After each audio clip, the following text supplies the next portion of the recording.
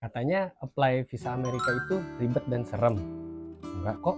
Nah, aku mau cerita pengalaman aku yang surprisingly itu smooth dalam pengajuan visa apply untuk ke USA. Tahu? Yuk dengerin. Hai teman-teman, aku kali ini ingin sharing tentang pengalaman aku, istri dan anak-anakku pada saat apply visa B2 ke Amerika. Jadi kita itu apply di bulan Mei, dan kemudian kita dipanggil interview di tanggal 3 Juni 2025 dan di saat itu pula visa kami diterbitkan. Nah, langkah awal yang kalian harus lakukan apabila kalian ingin mengapply visa untuk ke Amerika adalah pastikan dulu kalian mempunyai foto 5x5. Setelah itu kalian bisa coba langsung isi S160-nya itu di situs embassy-nya Amerika. Namun kalau kalian gak mau ribet, aku bisa sarankan kalian bisa pakai travel agent ataupun pakai agent-agent lainnya untuk melakukan isi form DS160. Nah, untuk bayarnya itu berapa? Nah, sebenarnya kalau bayar untuk pengajuan visa kalian lakukan secara mandiri, yaitu dilakukan melalui situsnya Embassy Amerika, itu tidak terlalu mahal. Itu kisaran dari 2,4 sampai 2,5. Itu tergantung dari kurs dolar saat ini ya gitu. Tapi kalau kalian memakai agent ataupun memakai tour and travel, itu biasanya kisaran harganya itu mulai dari 4,2 juta sampai 4,5 juta. Nah, bedanya apa sih yang dilakukan mandiri dengan dilakukan oleh agent? Kalau mandiri ya jelas kalian yang akan isi sendiri, kalian yang akan upload sendiri semua dokumen-dokumennya di situs Kedutaan Besar Amerika.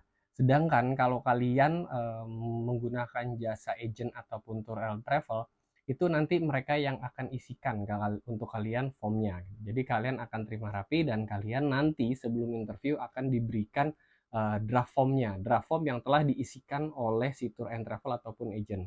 Tapi nggak usah khawatir, semua apapun yang jawaban diberikan oleh tour and travel itu pada saat pengisian itu berdasarkan jawaban dari kalian sendiri. Jadi nanti biasanya si tour and travel ataupun agent ini mereka sudah punya situs sendiri untuk mengkolek data kalian gitu. Seperti mereka akan bertanya di situs itu apa pekerjaan kalian saat ini, lalu kota tujuan kalian, berapa gaji kalian per bulan, lalu siapa saja sih yang akan ikut dalam perjalanan kali ini. Nah, kemudian jika semua itu sudah kalian lakukan, kalian akan mendapatkan jadwal interview. Biasanya jadwal interview itu akan keluar tuh setelah kalian mensubmit. Nah, jadwal interview itu ada beberapa sesi. Yang paling pagi kalau tidak salah saya itu jam 7.30 atau 7.15.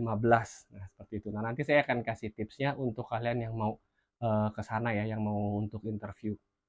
Nah, jadi gini, banyak yang beranggapan bahwa apply visa untuk DS160 ini untuk visa Amerika ini agak rumit ataupun mengalami ketakutan, wah apakah visa saya ditolak, apakah visa saya diterima gitu ya. Jadi gini sih, pengalaman yang saya dapat adalah selama kalian menginput ataupun melakukan itu dengan benar, menginput yang memberikan jawaban dengan benar, kalian nggak usah khawatir gitu kan terkait dengan itu semua gitu. Setelah saya alami pun saya ke sana, saya melakukan interview, pada dasarnya saya berpikir sepertinya kalau saya melakukan itu secara mandiri, saya lakukan semua itu dengan mandiri saya yang input, itu saya pun bisa merasa lolos gitu. Tapi kebetulan kemarin saya menggunakan salah satu agent untuk melakukan itu. Kenapa saya menggunakan jasa agent? Karena saya agak awam nih untuk melakukan apply terkait dengan visa gitu. Nah, tapi saya tidak pernah jalan-jalan ke luar negeri gitu. Paspor saya masih kosong. Sebenarnya tidak masalah kalau menurut saya gitu. Selama kalian bisa menjelaskan apa tujuan dan alasan kalian ke Amerika seperti itu. Nah, terus baiknya apakah paspor yang kosong ataupun paspor yang sudah terisi. Semuanya itu tidak menjamin gitu. Walaupun kalian sudah pernah berpergian ke luar negeri dan sudah mempunyai visa negara lain, itu tidak menjamin juga kalian bisa mendapatkan paspor. Cuman saran saya adalah ini hoki-hokian juga ya. Kebetulan saya ini pergi secara berkeluarga. Kalau bisa kalian apply itu sekeluarga. Kalau kalian sudah menikah ya, kalian apply secara sekeluarga. suami, istri, dan anak-anak. Kenapa? Karena itu akan mempermudah kalian dalam meng-apply dan akan membuat chance untuk dapatnya lebih tinggi. Contoh kasus gini, kemarin saya itu, saya merasa itu dipermudah, lebih mudah untuk didapatkan nih. Kasus yang saya dapatkan seperti ini. Jadi pada saat kita di-interview, interviewernya tidak banyak nanya kok. Karena dia tahu suami istri, jadi pada saat di screening pertama, di saat setelah antrian itu ada screening pertama untuk memberikan janji temu dan bukti DS-160 kalian, application form kalian. Itu di pintu pertama kalian akan memberikan itu, dan si petugas sudah tahu, oh kalian berkeluarga ya, kalian sekeluarga, itu akan dijadikan dalam satu bundle, dan kalian akan masuk interview dalam satu lorong yang bersamaan. Seperti itu. Jadi pada saat saya di-interview, si interviewernya pun cuma bertanya 3 pertanyaan doang yang kemarin ditanyakan ke saya. Berapa lama kamu di Amerika, sama siapa kamu di Amerika, lalu pernah kemana aja kamu, negara yang pernah kamu kunjungi, 5 negara yang pernah kamu kunjungi dalam waktu 5 tahun ke belakang. Nah, di saat dia bertanya 5 negara yang pernah saya kunjungi 5 tahun belakangan, kebetulan saya di tahun 2020 sebelum COVID, saya pernah ke Jepang bersama anak dan istri saya bilang, "Saya pernah ke Jepang bersama anak istri saya." Oh ya, akhirnya si interviewer itu cuma meminta saya, "Boleh saya lihat visa yang ada Jepangnya?" Saya kasih lihat visa, kebetulan yang saya kasih lihat adalah visa anak saya, waktu itu di paspor anak saya. Oke, setelah saya kasih lihat dan si interviewer itu langsung tidak banyak bertanya-tanya lagi kepada saya, langsung dia tutup semua paspornya, lalu langsung saya diberikan kertas putih. Seperti itu. Jadi buat kalian, kalau saran saya, kalau misalkan pengen apa tuh namanya, apply visa Amerika, rasa-rasanya adalah ada baiknya jika kalian melakukan apply-nya itu berbarengan bersama anak, istri, ataupun orang tua kalian, supaya lebih mempermudah sih, seperti itu. Kemudian tips yang bisa saya kasih lagi adalah kalau kalian di sana itu nggak usah takut kalian tidak bisa berbahasa Inggris, karena si interviewernya itu bisa kok melakukan bahasa Indonesia, seperti itu. Nah, jadi nggak usah takut kalau, "Aduh aku nggak bisa bahasa Inggris." Nggak apa-apa, di saat mereka bertanya, pertanyaan pertama yang mereka tanyakan, kalian langsung jawab aja pakai bahasa Indonesia gitu, jadi nggak usah ragu, seperti itu. Lalu dokumen-dokumen apa aja sih yang harus disiapkan? Nah, ini kasusnya adalah diri saya sendiri ya. Kalau saya itu yang saya siapkan adalah satu yang pastinya paspor, kemudian itu saya siapkan surat rekomendasi dari kantor, saya siapkan juga slip gaji saya 3 bulan terakhir, dan saya siapkan juga rekening koran 3 bulan terakhir. Lalu pertanyaannya adalah apakah itu ditanyakan semua kok saat wawancara? Kebetulan pada saat saya itu tidak ada yang ditanyakan sama sekali dan tidak ada yang diminta oleh mereka. Cuman tidak ada salahnya untuk kalian persiapkan apabila ditanya nantinya.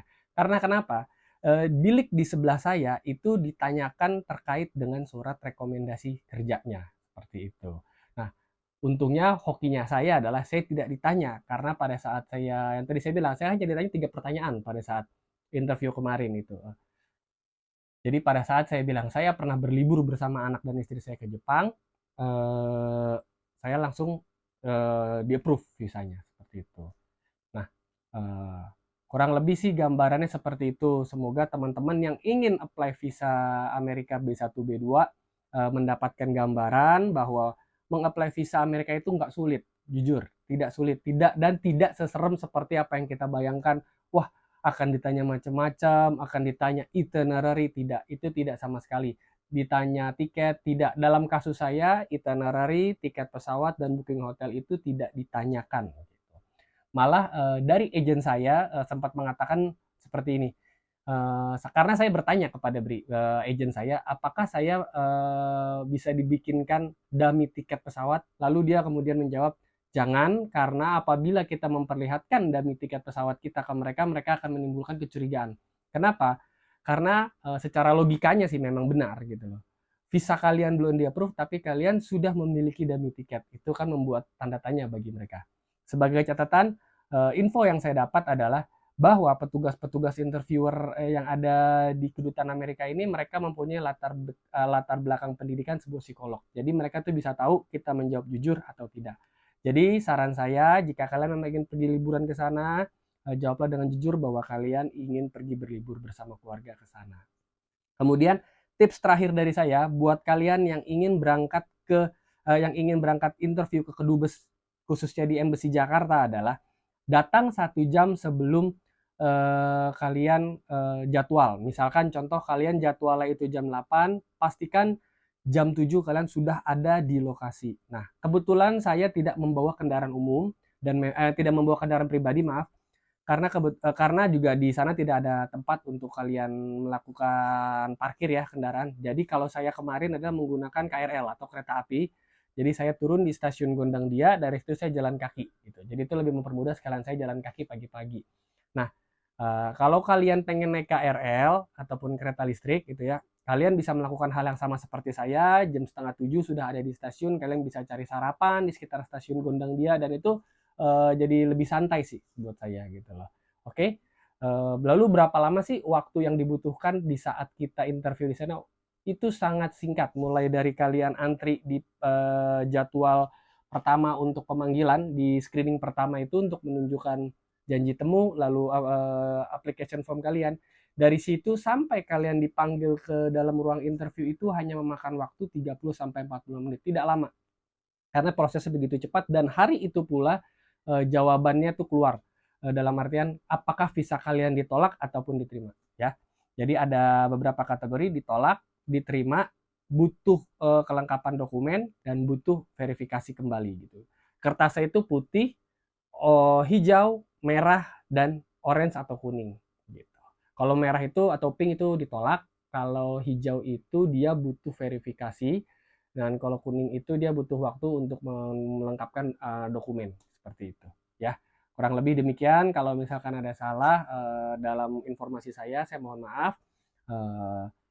Sekian dan sampai bertemu di vlog berikutnya.